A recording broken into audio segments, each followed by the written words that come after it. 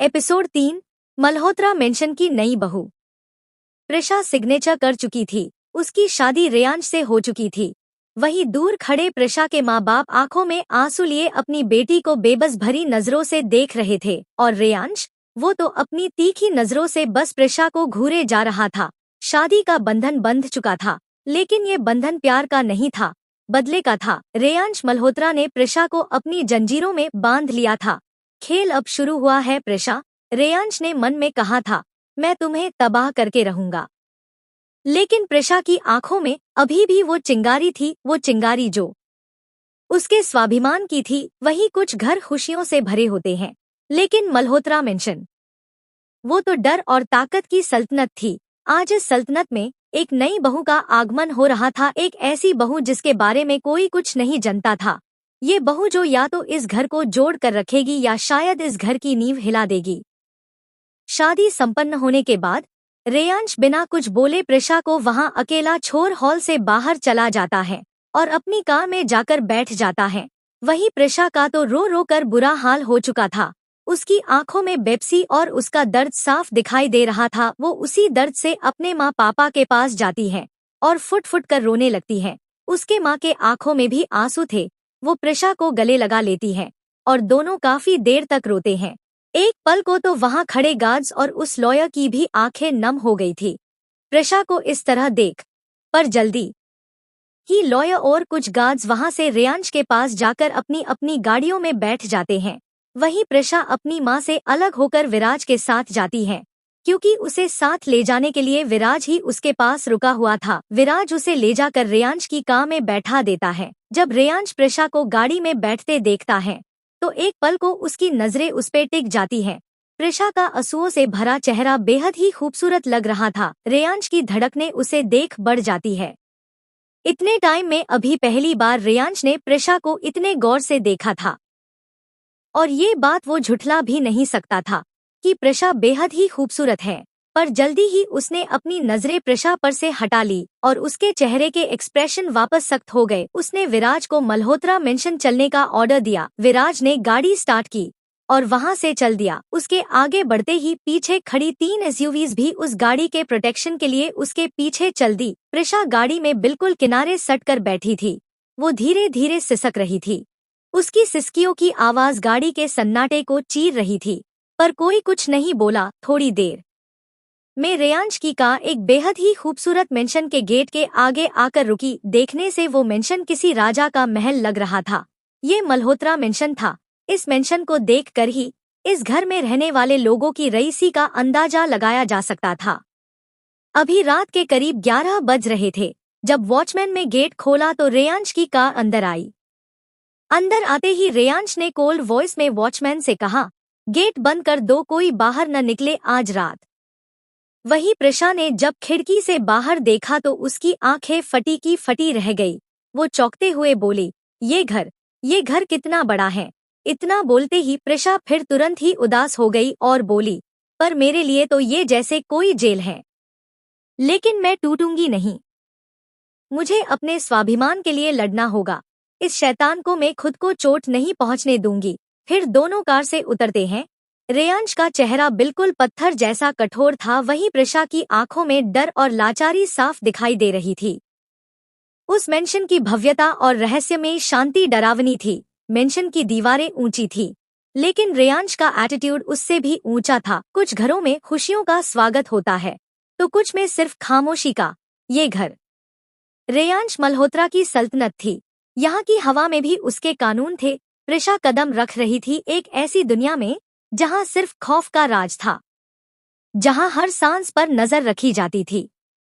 और अब उस घर की नई बहू बन चुकी थी एक मासूम सी लड़की, प्रिशा वर्मा। कार से उतरकर प्रिशा और रेयांश मेंशन के अंदर जाते हैं। मल्होत्रा मेंशन के लिविंग रूम में लग्जरी का हर सामान मौजूद था। लग्जरी फर्नीचर, सोने की कढ़ाई वाले सोफे, क्रिस्टल चैंडेलियर, सब कुछ था वहां पर। लेकिन वहां का माहौल बेहद ठंडा और तनावपूर्ण था, क्योंकि लिविंग रूम में ही पूरा मल्होत्रा परिवार रेयांश और प्रिशा का इंतजार कर रहा था। रेयांश और प्रिशा शादी के जोड़े में अंदर आते हैं। दोनों के अंदर आते ही एक आदमी जिनकी उम्र करीब 60 की थी, वो दिखने में ही काफी अमीर लग रहे थे। वो गुस्से से चिल्लाते हुए अपनी चेयर से उठ जाते हैं। ये आदमी रेयांश के पिता राघव मल्होत्रा थे, जो खुद भी एक बहुत बड़े बिजनेसमैन रह चुके थे। चेयर से उठते ही राघव जी गुस्से में चिल्लाते हुए कहते हैं, रेयांश, ये क्या तमाशा है? ये क्या किया तुमने? शादी कर ली, वो भी हम में से किसी को बिना कुछ बताए, और वो भी उस लड़की से जिसने भरी महफिल में तुम्हें थप्पड़ मारकर हमारी इज्जत की धज्जियां उड़ा दी। रेयांश, तुमने हमारा नाम मिट्टी में मिला दिया। शादी से इज्जत बढ़नी चाहिए थी, लेकिन तुमने तो सब कुछ बर्बाद कर दिया। जब रेयांश अपने पिता की बातें सुनता है तो अपनी कोल्ड नजरों से उनकी तरफ देखता है। रेयांश राघव जी के आंखों में देख शांत लेकिन खतरनाक टोन में कहता है, पापा, इज्जत छीनने वाले को मैं खुद कुचलता हूँ। इतना बोल रेयांश ने प्रेषा को देखा और खतरनाक टोन में बोला, ये शादी नहीं, मेरा बदला है। मैं इसे धीरे धीरे मारूंगा, तिल तिल कर मरेगी ये, रोज थोड़ा थोड़ा, जैसे कोई किसी कीड़े को मरता है। और जब ये रोएगी, तड़पेगी, तब मुझे शांति मिलेगी। तब इस लड़की को एहसास होगा कि इसने किस पर हाथ उठाया था। मेरे इस डार्क वर्ल्ड में कोई मुझे छू नहीं सकता, और इसने छूने की हिम्मत की है तो अब कीमत तो चुकानी पड़ेगी ना। ये बोल वो एक बहुत ही खतरनाक हंसी हंसा। उसकी हंसी मेंशन में गूंज रही थी। वहीं प्रेषा को तो समझ ही नहीं आ रहा था कि वो कहाँ फंस गई है। कल से आज तक में उसकी पूरी दुनिया ही पलट गई थी। एक मासूम चुलबुली सी लड़की अब बिल्कुल गुमसुम हो गई थी। और रेयांश की रूह कंपा देने वाली बातें सुन प्रेषा के तो पैर ही जम गए थे। वो चिल्ला चिल्ला कर रोना चाहती थी, लेकिन वो बेबस थी।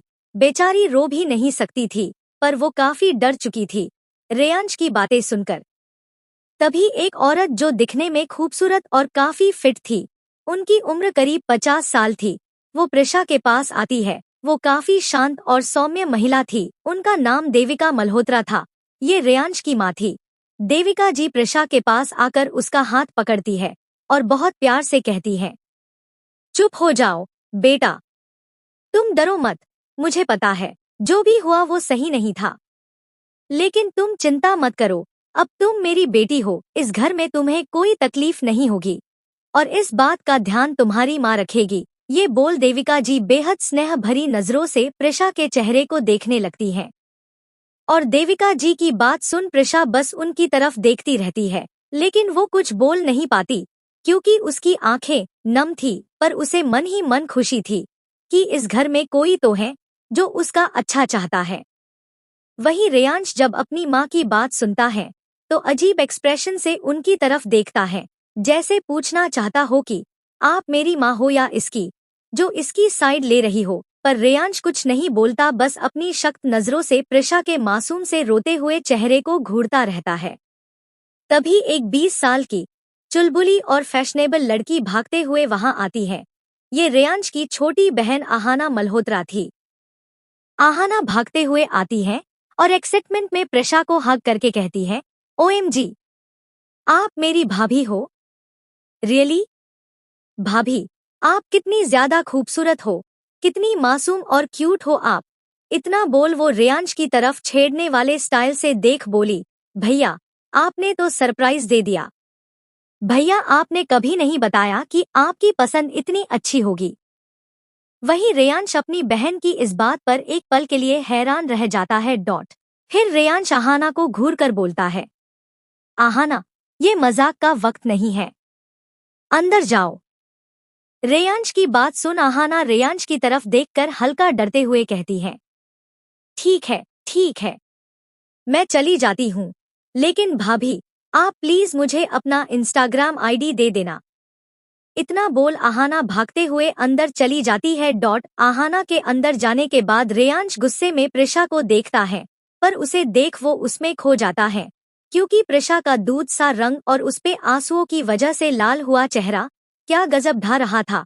उसकी ये खूबसूरती किसी की भी नियत हिला देने के लिए काफी थी। पर रेयांश अपने ख्यालों को झटक अपनी नजरें प्रेषा पर से हटाकर अपनी दादी को देखने लगता है, क्योंकि घर की हेड और मालकिन दादी ही थी। रेयांश पूरी दुनिया के लिए एक सिंडिकेट किंग और एक माफिया था, पर अपने परिवार से उसे काफी प्यार था। वो अपने परिवार के लिए पलाइट था, लेकिन दूसरों के लिए वो बेरहम दरिंदा था।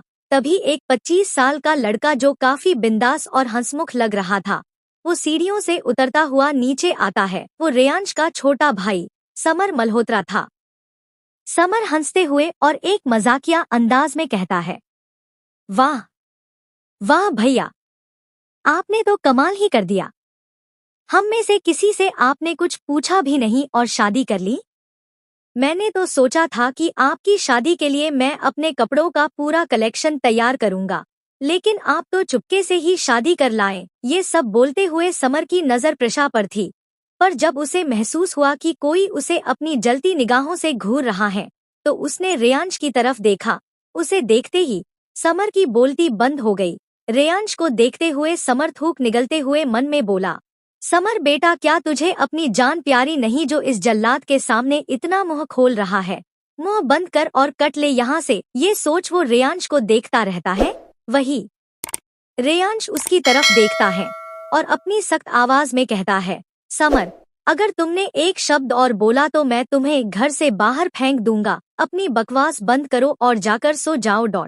रेयांश की बात सुनकर समर प्रशा की तरफ देख मुस्कुराते हुए कहता है, भाभी, मैं आपका यहाँ सबसे अच्छा पार्टनर हूँ, हमारी खूब जमेगी। अभी मैं जा रहा हूँ, भाई का ऑर्डर है, पर बाद में मिलते हैं। ये बोल समर हंसते हुए अपने कमरे में चला जाता है। वहीं रेयांश की नजरें तो काफी देर से अपनी दादी पर टिकी हुई थी, क्योंकि घर के सभी मेंबर ने अपना प्यार, गुस्सा, नाराजगी सब जता दिया था, पर दादी ही ऐसी थी जिन्होंने अभी तक कुछ नहीं बोला। वो तो बस प्रशा को अपनी अजीब नजरों से घूरे जा रहा थी। और ये बात रेयांश के साथ साथ प्रशा ने भी नोटिस किया था कि दादी सिर्फ उसे घूरे जा रही है। कुछ देर बाद सभी लोग लिविंग रूम से अपने अपने रूम में चले जाते हैं, पर 3 लोग ऐसे थे जो अभी भी लिविंग रूम में मौजूद थे। रेयांश की दादी की उम्र करीब 80 साल थी, पर वो काफी तेज नजरों वाली महिला थी। उनकी नजरों से कुछ नहीं छुप पाता है। सबको जाते देख प्रशा के आंसू रुक ही नहीं रहे थे। वो जानती थी कि यहाँ उसका कोई गृह प्रवेश नहीं होगा और ना ही उसकी शादी के बाद की कोई रस्म। आम लड़कियों की तरह उसके भी अपने शादी को लेकर कुछ सपने, कुछ उम्मीदें थी, जो आज इस रेयांश मल्होत्रा ने तोड़कर छुर छुर कर दी। वहीं सबके जाने के बाद दादी धीरे धीरे प्रशा के पास आती हैं और उसकी आंखों में देखती हैं, जहां उन्हें सिर्फ डर, दर्द और खौफ नजर आ रहा था। तभी वो प्रशा से कहती हैं, तुम डर रही हो, है ना? उनकी बात सुन प्रशा उनकी तरफ देखती है और सिर हिलाती है। दादी प्रशा को देख गंभीर टोन में कहती है, डरना तो चाहिए बेटा, ये घर डर और ताकत की नींव पर ही बना है। लेकिन मुझे लगता है तुम इस घर में डरने के लिए नहीं आई हो। तुम बिल्कुल मेरे पोते की टक्कर की लगती हो। चलो, कोई तो आया जो इस नालायक को सुधार सकता है। ये बोल दादी रेयांश की तरफ देखती हैं और कहती हैं, रेयांश, मुझे नहीं पता तुमने इस लड़की के साथ क्या किया है, पर जो भी किया है वो गलत है। लेकिन इस लड़की की आंखों में एक अजीब सी चमक है। ना जाने वो चमक तुम्हें दिख रही है या नहीं, पर अपनी दादी की एक बात ध्यान रखना कि कभी किसी को खुद से कमजोर मत समझना, क्योंकि जैसे जहर को जहर ही काटता है, वैसे ही तुम्हारे अंदर की आग को आग ही खत्म कर देगा। रेयांश अपनी दादी की बात सुनकर चौंक जाता है। फिर वो घमंड से कहता है, दादी, आप चिंता मत कीजिए, इसका स्वाभिमान बस कुछ ही दिनों का मेहमान है। ये लड़की अभी जानती नहीं है कि इसने किस बेरहम इंसान से पंगा लिया है। जिस दिन इस पता चलेगा कि मेरी दूसरी पहचान भी है, तो उस दिन ये वैसे ही डर से मर जाएगी। रेयांश की बात सुन दादी उससे कहती है, कभी कभी सबसे कमजोर चीज ही सबसे ताकतवर साबित होती है। रेयांश, याद रखना, तुम्हारा अहंकार ही तुम्हें एक दिन डुबोएगा। दादी हूँ तुम्हारी, इसीलिए तुम्हें समझा रही हूँ। इतना बोल दादी धीरे धीरे अपने रूम में चली जाती हैं और प्रशा पागलों की तरह वही गुमसुम सी खड़ी रहती है। पर रेयांश वहां से बाहर गार्डन एरिया में चला जाता है। वहीं एक सर्वेंट प्रशा को रेयांश के रूम में ले जाती है। रेयांश का बेडरूम बहुत बड़ा और लग्जरी चीजों से भरा हुआ था। उसका रूम बहुत खूबसूरती से सजा हुआ रूम था। प्रशा को कुछ समझ नहीं आ रहा था कि वो कहाँ सोए। तभी रेयांश अपने बेडरूम में आता है। प्रशा पहले से ही वहां खड़ी थी। रेयांश अपनी टाई उतारता है और शीशे के सामने खड़ा हो जाता है और प्रशा पूरे कमरे को हैरानी से देखते हुए कहती है, यह कमरा कितना बड़ा है, लेकिन इतना खालीपन है यहाँ, जैसे तुम्हारा दिल बस ताकत से भरा, प्यार से खाली। प्रशा रूम को अपनी आंखें फाड़े देख ही रही थी कि रेयांश उसकी तरफ देखता है और खतरनाक आवाज में कहता है, देख लो अच्छी तरह अपने पिंजरे को, क्योंकि ये तुम्हारे लिए एक जेल है जहां तुम्हें रोज तड़पना होगा। तुम्हारी कैद है ये, और तुम यहाँ की कैदी। उसकी बात सुन प्रशा को काफी दुख होता है, पर वो समझ चुकी थी कि उसकी नियति यही है, इसीलिए वो रेयांश की आंखों में देख उससे बिना डरे कहती है, कैद? आप सोचते हैं कि आप मुझे कैद कर सकते हैं? आप मेरे शरीर को यहाँ रख सकते हैं, मेरे परिवार को धमका सकते हैं, लेकिन आप मेरे दिल को कैद नहीं कर सकते। मैं आपकी बीवी हूँ या आपकी दुश्मन, ये तो आपको ही तय करना है, पर अपने गुस्से में आप ऐसा कुछ मत करना जिसे बाद में आपको ही पछताना पड़े। उसकी बात सुन रेयांश डेविल स्माइल के साथ उसे देखकर कहता है, तुम मेरी बीवी तो हो, लेकिन बस नाम की। इस घर में तुम्हारी औकात एक नौकर से ज्यादा नहीं है और तुम्हारा काम सिर्फ मेरी मर्जी का पालन करना है। अगर तुमने थोड़ी सी भी समझदारी दिखाई तो तुम्हारी जिंदगी आसान होगी, वरना। इतना बोल रेयांश रुक जाता है और धीरे धीरे प्रशा के पास आता है और कहता है, वरना इस घर की हर दीवार में मेरी जुल्मों की कहानी होगी और उस कहानी की हीरोइन तुम होगी। और तुम्हें पता तो होगा ना कि आज हमारी सुहागरात है, तो चलो शुरू करते हैं। उसकी ये बात सुन प्रशा तो जैसे सदमे में ही चली गई थी। उसके तो पैर कांपने लगे थे। वो हकलाते हुए कहती है, मिस्टर डेविल मुझसे दूर रहिए, आप मेरे करीब आने की सोचना भी मत। इतना बोल वो वहां से बालकनी में भाग जाती है। उसे इस तरह भागता देख रेयांश के चेहरे पर भी एक हंसी आ जाती है, पर जल्दी ही वो गायब भी हो जाती है। एक घर जिसमें खुद माफिया के कानून चल रहे थे, एक ऐसी लड़ाई जो दिल से नहीं बल्कि एटीट्यूड और बदले से शुरू हुई थी।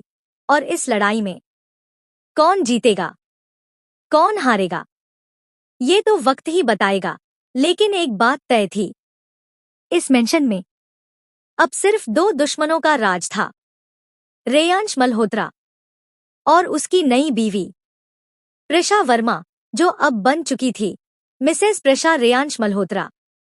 आखिर दादी ने प्रशा को देख ऐसा क्यों कहा? क्या दादी प्रशा को जानती है?